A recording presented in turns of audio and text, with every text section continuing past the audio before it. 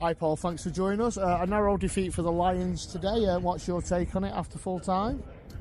Yeah, obviously disappointed to get the loss, but can see massive improvements of where we're at. Obviously, if we reflect on the previous hit out that we had, the lads worked really hard on the stuff that we've been practicing in training. But yeah, I'm really proud of the efforts of the lads. They're just so receptive to learning, and they're really hard working, and yeah, I'm really proud of them and the effort that they put in today. Just one or two decisions go against us, and a couple of game management decisions from us as well. But yeah, I think the fans were fantastic today. I thought they brought good numbers, and they cheered us really well. And I'm sure the people watching that can see that these young lads are just leaving it out all on the field. But we will get better. We will get better, and I do genuinely believe we're building something special with this group of players. Now you mentioned their combinations. I know completion was in the 70s and 80s today. It was Dan Abram's 600th point for his Swinton career. What's your take on that? Yeah, do you know what? I'm really proud of Dan Abram.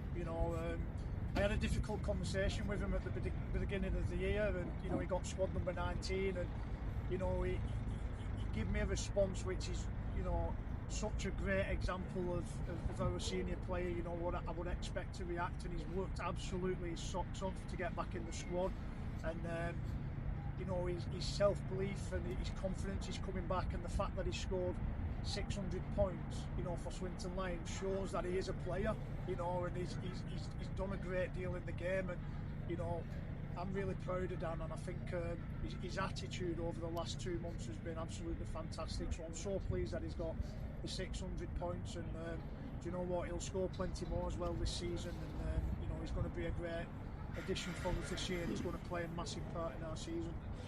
And as you mentioned there, the fans travelling in good numbers today. A message to the fans ahead of the first league game next week against Whitehaven. Yeah, again, the support was brilliant. I thought our fans were very vocal, and it was great to see that they clapped the lads off the field. And again, if you're watching the game, you can see how our lads are sort of playing the game. They're just full of effort, trying their absolute hardest, and they left everything on the field. And I just want to say, stay patient, because we're a team that's building, and we will create something special with this team. We will. I'm 100% sure that we will. And all the right ingredients. From my experience in rugby league, we have got all the right ingredients to create something special. And sometimes, the boys think that they might be way off, but they're actually not. They're very, very near. And like I say, come out and support us in numbers against Whitehaven, because this group's working really, really hard, and they're trying every single week. So yeah, as I say, I'm proud of them, and I'm sure that will do a great deal within the season. Now I know it's the defeat, but Rochdale through to the second or the next round of the 1895 Cup. I think I can speak on behalf of the club. We're going to wish them all the luck in the next round. Yeah, do you know what, Rochdale? Great club. Run by great people.